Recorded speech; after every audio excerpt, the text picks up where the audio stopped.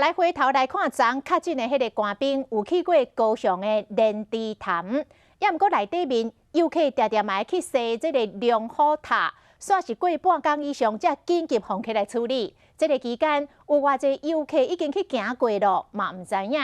另外一个住伫咧台南确诊的实习生，有甲2个同袍到成功大学拍球，有接触过12位民众。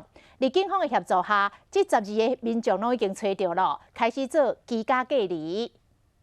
高雄知名景点莲池潭23号被匡列为海军确诊官兵到访景点，隔天一早，龙虎塔再次进行全面消毒。龙虎塔入口关起来，为头前的九曲桥开始一直消毒，也毋过从这个时间点煞较头前呢。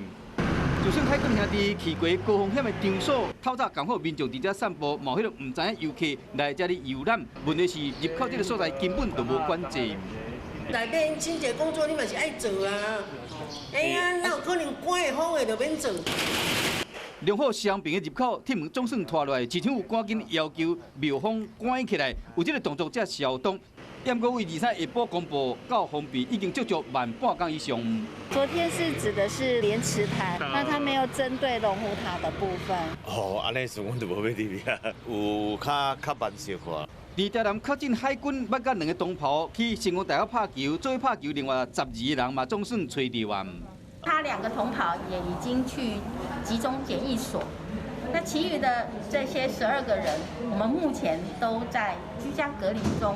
那他们的身体状况也都很好。